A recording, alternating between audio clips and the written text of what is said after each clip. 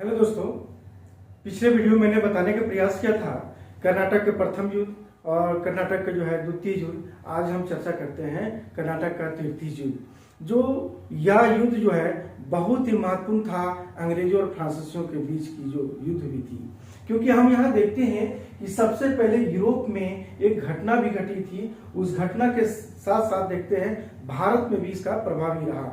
यह युद्ध भी जो है एक यूरोपीय संघर्ष का ही एक भाग था, हमारा भारत का तृतीय कर्नाटक युद्ध। क्योंकि 1756 में क्या था, सप्तवर्षीय युद्ध हुई थी। ये यूरोप की जो घटना है, यूरोप में ऑस्ट्रिया को लेकर, ऑस्ट्रिया और पर्सा यानी जर्मनी को लेकर के एक सप्तवर्षीय युद्ध की हुई थी 1756 से लेकर 63 तक।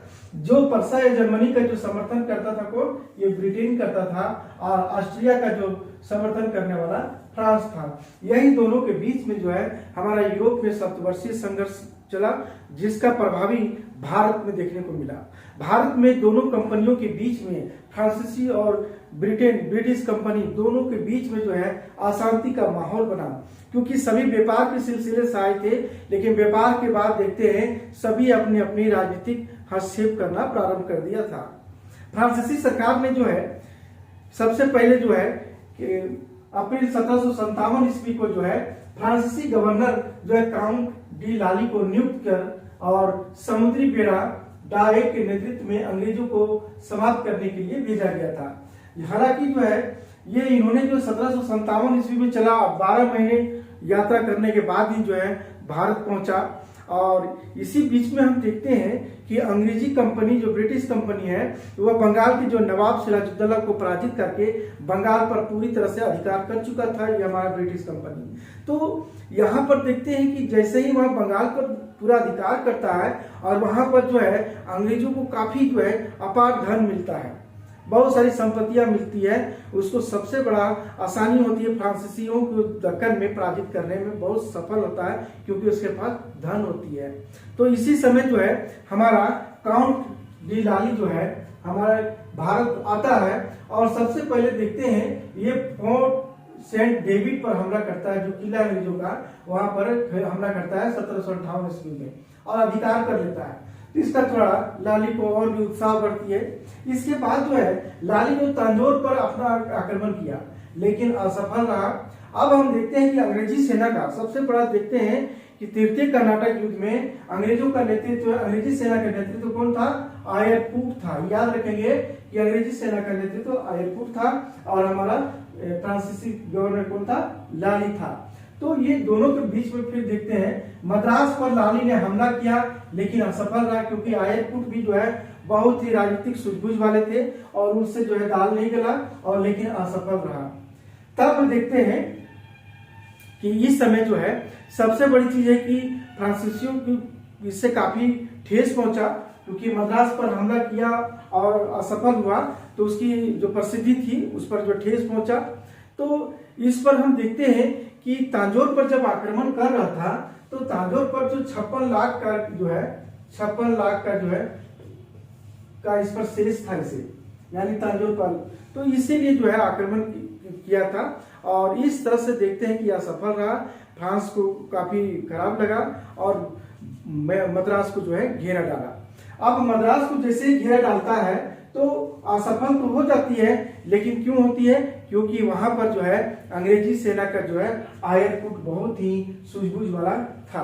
तो उन्होंने जो है शक्तिशाली ब्रिटिश कंपनी के सामने वह टिक नहीं सका और वह जो है लाली जो है वहां से घेरा, मद्रास से घेरा उठाना पड़ा।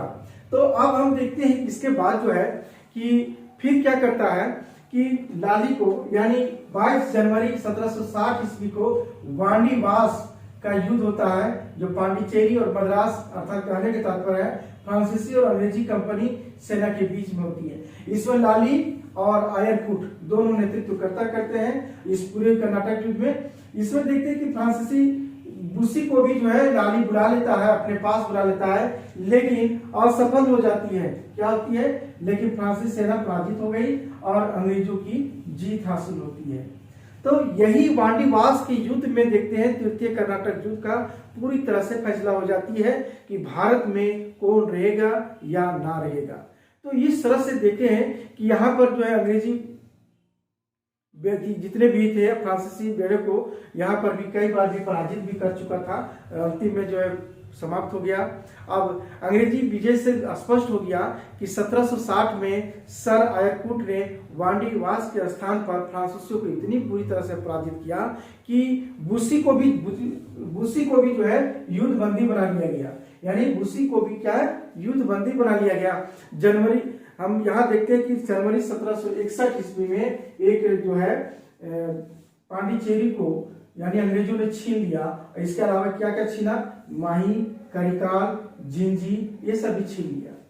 यानी ये सब छीन, पांडिचेरी के साथ साथ माही, करिकाल, जिंजी, चंद्रनगर सब जो है ले लिया।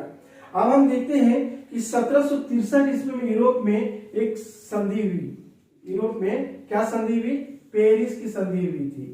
संधि क्या हुआ था, भारत में भी इसका प्रभाव रहा। इस संधि से क्या रहा, यहीं पर देखते हैं कि फ्रांस के सामने शर्त रख दिया फ्रांसीसियों के लिए। क्या रखा कि भारत में आप सेना नहीं रख सकते। पहला, भारत में आप सेना नहीं रख सकते हैं और चंद्रनगर ले लिया और अन्य स्थानों पर सिर्फ व्यापार कर सकते हैं। चंद्रनगर को अपने कब्जे में ले लिया और जितने भी स्थान था सभी स्थान पर सिर्फ व्यापार कर सकता है, बस वनली। तो इसे भी जो है 1763 ईस्वी में जो है माही, करिकाल और जिंजी को भी वापस कर दिया। यही हमारा जो था सबसे बड़ी चीज था कि इस युद्ध से हार फ्रांसीसियों का जो है यहां से जाना प्रारंभ हो गया। तो इस तरह से देखते हैं कि पांडिचेरी कुछ दिनों के बाद जो है पांडिचेरी को भी जो वापस कर दिया था 1763 में। पांडिचेरी भी जो है लोग फ्रांसीसियों ने आ गया था, अंग्रेजों ने उसे घेर लिया था। 8 महीने के बाद जो फ्रांसीसियों ने इस नगर को फिर अंग्रेजों को हवाले करके फिर चला गया था।